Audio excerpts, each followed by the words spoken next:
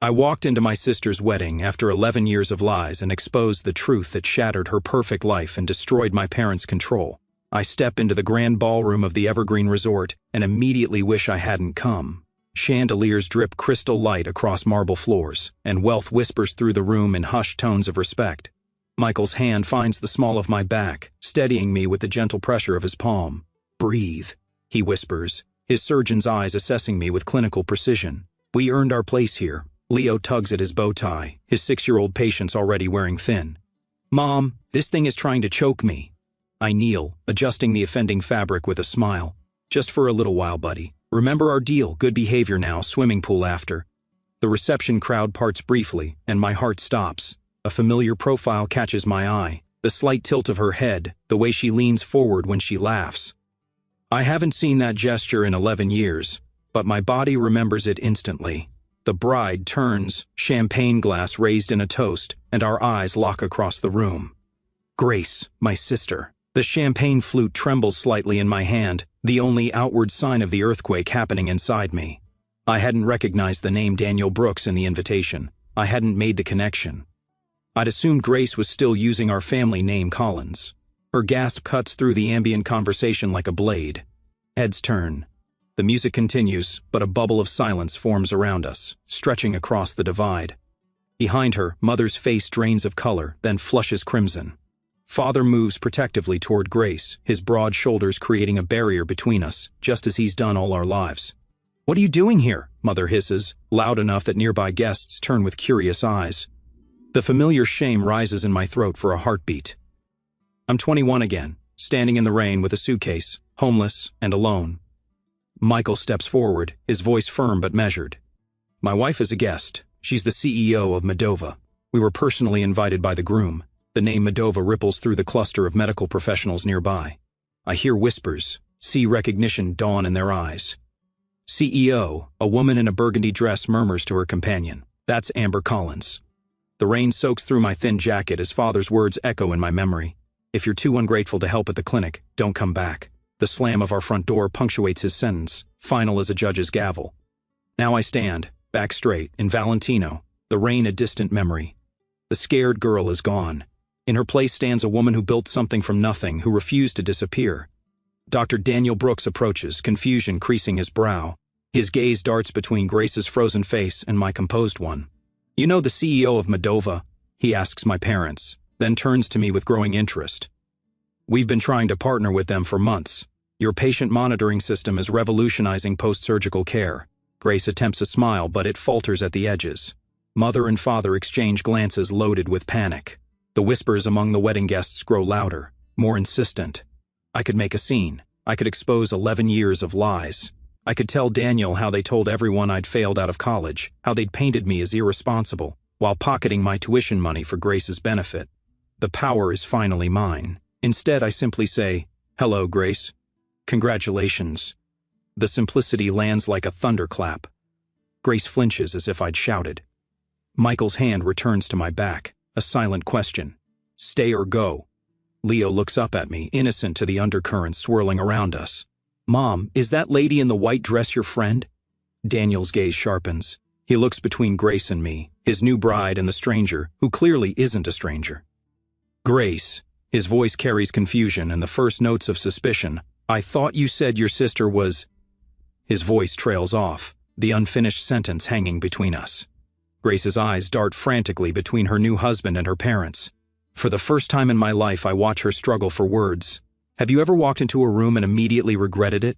The smart move would be to grab my family and quietly slip away, let Grace have her perfect day, let sleeping dogs lie. But sometimes regret is just fear wearing a mask, and I stopped being afraid a long time ago. And this is my wife, Grace. Daniel beams, his arms sliding around her waist. Stanford graduate, and the brilliant mind managing her family's medical practice back in Vermont. I stand 10 feet away, my champagne untouched, watching my sister nod demurely as she's introduced to a cluster of doctors. Her pearl earrings catch the light when she tilts her head, a gesture I recognize from childhood, her tell when she's about to stretch the truth. "The Collins Clinic has been serving our community for 30 years, she says, voice pitched perfectly between pride and humility. "We specialize in family medicine with some geriatric care." Michael touches my elbow, drawing my attention to a conversation unfolding beside us. A silver-haired woman in an elegant pantsuit reads my name badge. Medova, her eyes widen. You're Amber Collins. Your presentation at last month's medical summit was brilliant. The patient monitoring system you've developed is changing post-surgical recovery protocols across 3 states now. 4, actually, I smile. We just finalized implementation with Northwestern's hospital network. Across the room, Grace fumbles through a response about platelet therapy trends. The doctor questioning her exchanges a subtle glance with his colleague. I thought Stanford's medical program had shifted away from that approach 3 years ago, he says, brow furrowed. Grace's laugh floats a pitch too high. Well, you know how these academic debates go. Some professors hold on to traditional methodologies longer than others. Daniel's expression shifts almost imperceptibly, tightening around the eyes, a slight withdrawal of his arm from her waist. He's noticing the discrepancy. Amber. The voice behind me belongs to my father, 11 years older but unmistakable. The same commanding tone that once sent me scurrying to answer phones at the clinic after school while Grace practiced piano. You need to leave, he says, positioning himself between me and the rest of the room. You're ruining Grace's day. Michael stiffens beside me, but I place a steadying hand on his arm. I was invited by Daniel, I reply, my voice low but firm. Perhaps you should explain why that upsets you. Father's face reddens. The expensive suit he wears can't disguise the man beneath. A small-town doctor whose authority stops at the borders of his own practice. Don't play innocent. You, showing up like this. Flaunting your, whatever company you claim to run. Medova is hardly a claim. Michael steps forward, every inch the Harvard-trained surgeon. The Medical Technology Conference in Boston last month featured your daughter as the keynote speaker. Her monitoring systems are in 27 hospitals nationwide. A nearby guest turns at this, clearly recognizing the company name. Across the room, my mother hovers near Grace, desperately trying to steer Daniel's colleagues away from my direction, her hands fluttering like panicked birds. Too late. The connections are already forming throughout the room. Medical professionals recognizing my name, making associations. Leo tugs at my hand. Mom, can I have some cake now? You promised. In a minute, sweetheart. Leo looks past me, eyes fixed on Grace. Is that lady your sister? Does she go to Stanford like you did? Father's face drains of color.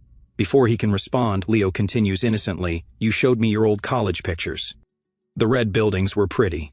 Grace has drifted closer, Daniel beside her. Her face freezes at Leo's words. Stanford? Daniel says, looking between us. You went to Stanford too, Amber? Class of 2014, I answer simply. A distinguished cardiologist, based on his conversation, turns to Daniel. You didn't mention your wife's sister was Amber Collins. Her work on predictive algorithms for post-surgical complications is revolutionary. Northwestern Medical has reduced readmission rates by 22% using her systems. The weight of 11 years of lies settles visibly on Grace's shoulders. She reaches for Daniel's arm, but he steps slightly away, his attention now fully on the professional conversation happening around me. Rain drums against my dorm window as I stare at the bank statement, the numbers not computing. My college fund depleted, transferred to an account I don't recognize. The same day, a package arrives from Grace. Photos of her spring break in Cancun, the trip I couldn't understand how our family could afford. I shake off the memory, focusing on the present. Daniel has pulled Grace aside, their heated whispers visible from across the ballroom.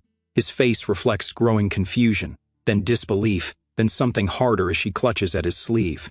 You told me you graduated from Stanford, he says, voice rising just enough to carry.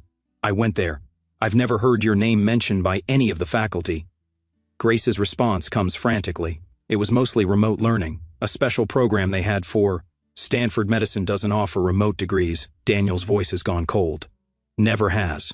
Color drains from Grace's face as she realizes her carefully constructed life is beginning to collapse. Her eyes dart around the room, landing on mine with desperation. Daniel steps back from her, straightens his tie, and turns.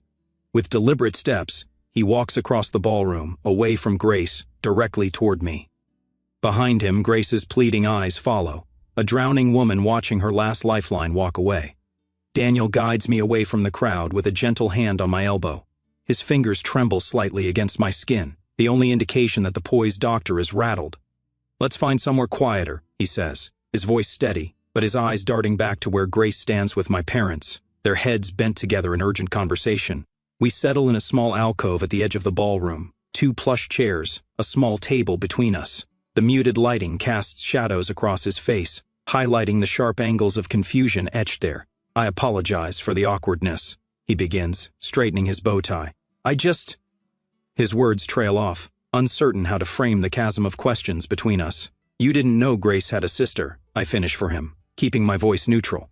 Daniel's eyes widen. "She mentioned a sister once, but said you dropped out of college after a semester, that you couldn't handle the pressure and disappeared." The old wound throbs, but I don't flinch.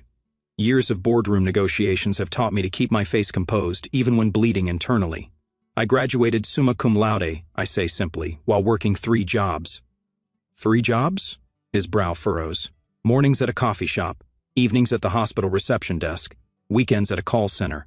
The memories flood back, the bone-deep exhaustion, falling asleep over textbooks, the relentless push forward. I put myself through school part-time, no family support. Each word lands like a stone between us, ripples spreading outward. Daniel's expression shifts from confusion to calculation, the surgeon's analytical mind reassessing everything he thought he knew. "Stanford?" he asks, naming his alma mater. I shake my head. "Community college first, then State University. I couldn't afford Stanford after I discovered my college fund had been—" I pause, choosing my words carefully. "Reallocated to Grace's education," he concludes, the pieces clicking into place. The ballroom around us blurs as memories surface, sleeping on Sarah's lumpy couch for 6 months, showering at the YWCA when Jamie's boyfriend kicked me out, eating ramen for weeks straight to save for textbooks, the humiliation of asking professors for extensions, because I couldn't stay awake after triple shifts. The hospital where I worked reception, I continue. That's where I met Michael. He was a resident then. I remember that night clearly, hunched over healthcare administration textbooks during my dinner break, exhaustion pulling at my eyelids. Michael stopping at my desk, curious about the complex diagrams I'd sketched in the margins. "You understand Kellerman's patient flow theory?" he'd asked, surprised. "It's flawed," I'd replied without looking up. "The bottleneck isn't intake, it's documentation requirements between departments." He'd pulled up a chair and we talked until my break ended. The next day he brought coffee and questions about my ideas for streamlining patient monitoring. Within months, we were developing the prototype that would become Medova's cornerstone product. Daniel leans forward. "And Medova? Grace mentioned you worked some office job." I can't help the small smile that touches my lips. "We started in our apartment 7 years ago. Last quarter's revenue was just under $400 million. Across the room, I spot my parents flanking Grace like sentinels. Father paces small circles, his face flushed with anger, while Mother clutches Grace's arm, her knuckles white with tension. They cast frantic glances our way, whispering urgently. "They're going to try to separate us soon," I say calmly. Daniel follows my gaze. They appear concerned. Michael approaches us, phone discreetly positioned at his side. I recognize his strategy, documenting behavior while appearing casual, a protective measure we've learned after years of navigating hostile business environments. "Everything all right here?" he asks, his surgeon's eyes performing a quick assessment of my well-being. "Just catching up," I reply, gratitude warming my chest. The man standing beside me, steady, brilliant, sees me as I am, not as my family's convenient narrative. On cue, Mother bustles toward us, her voice pitched to carry. "Daniel, there's someone from Boston General dying to meet you." Her eyes slide past me as if I'm invisible, a familiar sensation. Daniel stands his ground. In a moment, Margaret, Amber and I are having an important conversation. My mother's smile stiffens. Always the attention seeker, our Amber. She turns to the nearest cluster of guests. She's always been jealous of her sister's accomplishments. The statement hangs in the air like smoke, acrid and choking. Several guests shift uncomfortably, eyes darting between us. I remain seated, back straight, face composed. Michael's hand rests on my shoulder, a silent anchor. When the bathroom door swings closed behind me 20 minutes later, I'm not surprised to find Grace already inside, reapplying mascara with trembling hands. Our eyes meet in the mirror. "Why are you doing this to me?" she demands, voice breaking on the final word. I wash my hands slowly, deliberately. "Doing what, exactly?" "Ruining my wedding, making Daniel question everything." Tears streak her carefully applied makeup. "I'm not doing anything," I reply softly. "I'm simply existing." Grace slams her mascara wand onto the marble counter. "You were supposed to stay gone."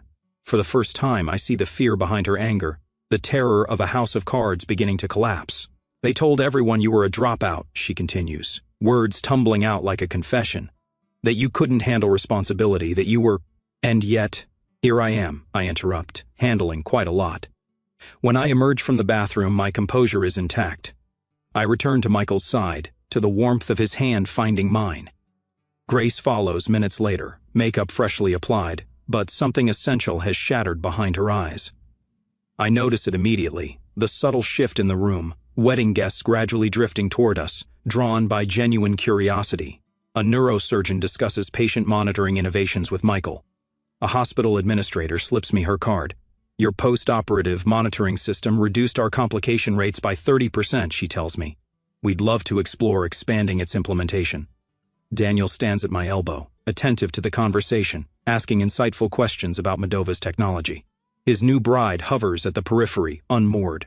Father approaches, shoulders squared for battle. Daniel, he interrupts loudly, this is Grace's wedding. Let's focus on her accomplishments. The silence that follows fills the room like water, drowning everything else. All eyes flick between Daniel and Father, then to Grace, whose smile stretches thin across her face. No one speaks. No one needs to. Sometimes, silence holds more truth than any words could express. I hand my half-empty champagne flute to a passing server and check my watch. We've stayed long enough. Michael catches my eye across the room, where he's extricating himself from a conversation with an enthusiastic orthopedic surgeon. His slight nod confirms we're on the same wavelength, as always. Are we leaving now? Leo tugs at my hand, hope brightening his eyes. Swimming pool time? Yes, buddy, just one more thing. I pull a small cream-colored envelope from my clutch. Inside rests a certificate for Modova stock. Not life-changing money, but enough to make a statement. This is who I am now, not the desperate girl they threw away. Michael joins us, his hand finding the small of my back. Ready? Almost. I scan the room for Daniel. The poor man deserves some courtesy on his wedding day, even if his in-laws don't. We find him near the bar, watching Grace with an expression I recognize too well. The first hints of doubt creeping into what should be certainty. My sister works the room with practiced charm, but now I notice how she flinches slightly when medical terms enter the conversation, how quickly she redirects. We're heading out, I tell Daniel, offering the envelope. Congratulations again. He takes it with genuine warmth. Thank you for coming, especially considering... His eyes drift toward my parents, who hover nearby like vultures circling wounded prey. I appreciate the invitation. I mean it. Closing this chapter matters more than I realized. Daniel leans closer, voice dropping. I'd like to visit Modova sometime. Professionally, our eyes meet, understanding passing between us without words. He knows. Maybe not everything, but enough. My assistant will set it up, I offer, handing him my business card, aware of Grace watching us, her smile cracking at the edges like old porcelain. Mother glides toward us, social armor firmly in place. Amber was always so driven, she tells a nearby guest with calculated lightness. Of course, she had advantages we couldn't provide Grace. The blatant reversal of truth would have wounded me once. Now it's almost comical. What advantages were those, Mrs. Collins? Michael asks innocently. The 3 jobs while putting herself through night school, or sleeping on friends' couches after you took her tuition money? Mother's face hardens, but a cluster of Daniel's colleagues has drifted within earshot. She takes a step back, recalculating. Leo looks up at me, confusion clouding his face. Aren't those people your family, Mom? The question silences everyone within hearing distance. Simple, direct, unintentionally devastating. I kneel to his level. They're relatives, buddy. Family is different. Father chooses this moment to approach, puffing up his chest like he did when I was young and easily intimidated. You can't just waltz back into our lives, he says. I'm not interested in walking back into anything. My voice cuts through his bluster with quiet finality. I'm not here to expose you or reconcile with you. I built my own life, which is exactly what you forced me to do when you showed me the door. The image flashes unbidden, rain soaking through my jacket, the weight of my suitcase, the terrifying freedom of having nothing left to lose. Behind me, Leo fidgets with his bow tie again. Michael rests his hand on our son's shoulder, studying him the way he studied me all those years ago when I thought I'd drown. Thank you, I tell my parents, causing them to blink in confusion. Thank you for not giving me a chance. You made me build my own. Mother's face contorts between rage and social preservation. For once, she finds no words. I take Leo's hand. Michael falls into step beside us as we make our exit, unhurried, dignified, complete. No dramatic declarations, no tearful scenes, just the quiet power of walking away whole. Whispers follow us like gentle rain, but unlike that night 11 years ago, they don't touch me. I've built an umbrella of accomplishment that shields me from their storms. In the lobby, Leo breaks free and spins with childish delight. Pool time. 10 minutes to change and I'll meet you there, Michael tells him, ruffling his hair. As we cross toward the elevators, I catch our reflection in the polished marble wall, a family of 3, solid and connected. Behind us, through the ballroom doors, I glimpse Daniel watching our departure, then turning back to his new bride with new questions in his eyes. Some weddings mark beginnings. This one marks an ending. The final release of expectations I never needed to fulfill, approval I no longer seek, and pain I refuse to carry forward. Leo punches the elevator button with enthusiastic determination. Up we go. Yes, up we go indeed. Sunlight angles through the floor-to-ceiling windows of my office, casting long shadows across the polished concrete floors. 1 month has passed since Grace's wedding, but the memory still lurks in corners of my mind like a half-forgotten dream. I scan the partnership proposal from Boston Memorial, a contract worth 8 figures sprawled across my desk. Modova's patient monitoring system reduced post-surgical complications by 37% in their trial run. Numbers don't lie. Numbers don't play favorites. My assistant Meredith's voice crackles through the intercom. Dr. Daniel Brooks is here to see you. My pen stills against paper. I hadn't spoken to my sister's husband since that night. Send him in. Daniel enters like a man carrying invisible weight, his shoulders curled forward, suit jacket wrinkled at the elbows. Dark circles shadow his eyes. Thank you for seeing me without an appointment. He stands awkwardly until I gesture toward the chair opposite my desk. Coffee? I offer. He shakes his head. I can't stay long. I wait. Experience has taught me the power of silence. I've consulted with a lawyer about annulment possibilities. The words tumble out like stones. Everything Grace told me was fabricated. She never attended Stanford. She never managed your parents' clinic. She's the receptionist. I absorbed this without surprise. The lies were always there, waiting for someone to notice. I'm sorry to hear that, I say, and mean it. Your parents made her the face of their practice while they... His voice trails off as he runs a hand through disheveled hair. The billing practices at their clinic, they've been charging Medicare for procedures never performed, using outdated codes deliberately. Grace helped them do it. The revelation lands like a slap, not because it's shocking, but because it confirms suspicions I buried years ago. I didn't mean to drag you back into this, Daniel continues. But when I started investigating Grace's background, I found patterns, discrepancies. Your name kept appearing in old clinic records, then vanishing completely 11 years ago. The skyline beyond my window shimmers in summer heat. I built this view from nothing, while they built their lives on fabrications. They used my college fund for Grace, I say simply. When I confronted them, they told me I wasn't Stanford material anyway. Daniel winces. The irony is, I never wanted to be a doctor. I wanted to improve medical systems, make them more efficient, more accurate. You've done that, Daniel says, glancing around my office. Modova is transforming post-surgical care across the country. A silent stretch passes between us, comfortable in its honesty. The clinic is being investigated, he finally says. I submitted anonymous information to the proper authorities after discovering the extent of the fraud. They've been doing this for nearly 15 years. 15 years, beginning right around the time I left for college. My phone buzzes with a text from Michael, picking up Leo early. Zuday, join us. A warmth spreads through my chest. This is my real family now. What will you do? I ask Daniel. He straightens his shoulders. File for an annulment, cooperate with investigators, start over. He hesitates. I came to apologize for my unwitting role in reconnecting you with your past, and to ask, do you plan to get involved in the investigation? The question hangs between us, heavy with implication. I could destroy them completely. One phone call from the CEO of Modova to the Medicare fraud investigators would accelerate everything. No, I say finally. I built my life separate from theirs. I intend to keep it that way. Relief washes across his face. Thank you for seeing me.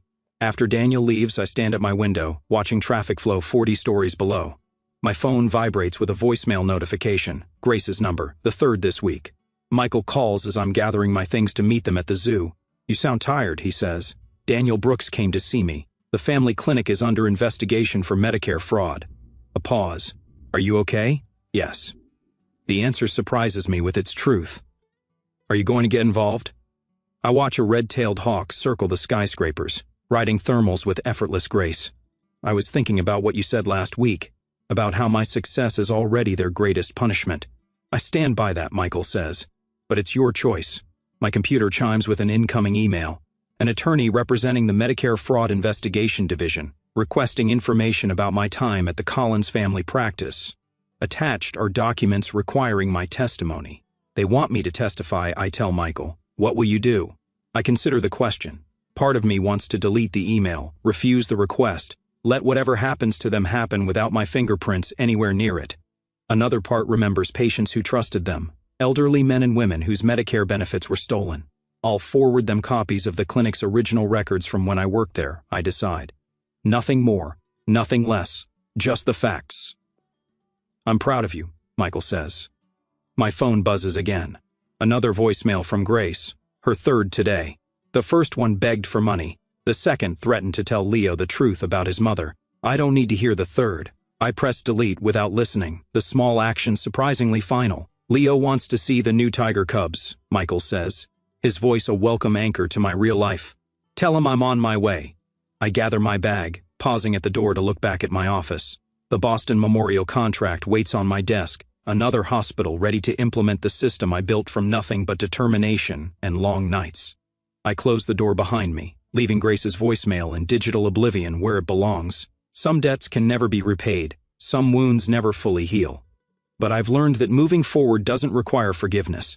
Sometimes it just requires letting go. The purple coneflowers bend toward sunlight. I pinch back another spent bloom, adding it to the collection in my palm. 6 months have passed since the wedding. 6 months of breathing easier, like finally stepping out of shoes that never quite fit. Leo races between the raised beds, his Batman cape fluttering behind him. Mom, can I water the tomatoes? Start with the peppers, I tell him, pointing to the drooping leaves. They're thirsty today. He grabs his small watering can, tongue poking out the corner of his mouth as he concentrates on not spilling. The mid-May sun warms my shoulders through my t-shirt. No designer labels here, just comfort in my own space. Michael appears at the patio door, 3 glasses of lemonade balanced on a tray. Reinforcements, he calls, descending the steps into our modest garden. His surgeon's hands, the same ones that perform delicate heart valve replacements, now pass lemonade to our son with exaggerated ceremony. Thank you, good sir. Leo responds with a wobbly bow that nearly spills his drink. Michael's eyes meet mine over Leo's head, an unspoken conversation passing between us. This is what matters. This garden, this boy, this life we built from nothing but determination and truth. The Davis Hospital Board approved the patient monitoring system, Michael says casually, but we both know what this means. The 5th major hospital chain to adopt Modova's technology this year alone. Thousands more patients who will recover safely because of what we created. That's number 5, Leo announces proudly, counting on his fingers. Mom's helping all the sick people get better faster. I ruffle his hair, amazed at how he absorbs everything. That's the idea, buddy. The doorbell chimes from inside. Michael raises an eyebrow. Expecting something? FedEx, probably. Those component samples from Switzerland. But when Michael returns, his expression has shifted. He holds a certified letter, the return address visible even from where I stand. Grace Collins Brooks. My stomach tightens, the familiar knot I thought I'd finally untangled. I'll be in my office. The envelope sits on my desk for 17 minutes while I finish reviewing quarterly projections. Michael leans against the doorframe, silent support. When I finally slide it open, a single sheet of cream-colored stationery slides out, covered in Grace's careful handwriting. Amber, the clinic closed last month, not because of anything you did, but because of everything Mom and Dad did. The investigation found billing irregularities going back 15 years. Daniel left me. He said he couldn't build a life with someone he couldn't trust. He was right. I'm not writing to ask for money. I know better now. I'm writing because I need to tell you that you were never the problem. I was raised to believe your intelligence threatened mine, your independence undermined my security. I believed them when they said cutting you off was necessary. I was wrong. They were wrong. I'm sorry, Grace. Michael doesn't ask what it says. He waits until I fold the letter and place it back in its envelope. What will you do? He asks. Nothing dramatic, I answer, turning to my computer. I open a document, type for several minutes, then print a single page. I slide it into a Modova envelope with the letter I've written. 2 weeks later, I stand at the edge of the American Medical Technology Conference in Chicago, watching my team demonstrate our latest innovations to a crowd of healthcare professionals. The Modova booth draws attention, our reputation preceding us now. A flash of movement catches my eye. Someone in pale blue scrubs near the education pavilion. Grace, her hair pulled back in a simple ponytail, listens intently to a speaker discussing entry-level medical coding certification. Our eyes meet across the crowded exhibition hall. No gasps this time, no drama, just quiet recognition. She holds the Moldova internship application I sent her, clutched like a lifeline. I offer a small nod, not forgiveness exactly, but acknowledgement. She returns it, eyes bright with something that might be determination. We don't approach each other. Some relationships are completed, not continued. That evening, I finalized the paperwork for the Collins first-generation medical scholarship, not named for my parents, but reclaiming my birth name for something better. 20 students without family support will receive full tuition and mentorship next fall. Back home, I kneel in our garden again, digging small holes for new seedlings. Leo helps, his small hands patting soil around tender roots. Some plants don't grow well next to others, I explain, showing him how to space the seedlings. They need their own space to thrive. Like people? He asks, surprisingly perceptive. Smart boy, I whisper, kissing his forehead. Yes, like people. The sun slants golden across our yard. Through the kitchen window, I see Michael preparing dinner, moving easily through the space we've created together. I press another seed into the dark earth, covering it gently. Some roots you're given, others you get to choose.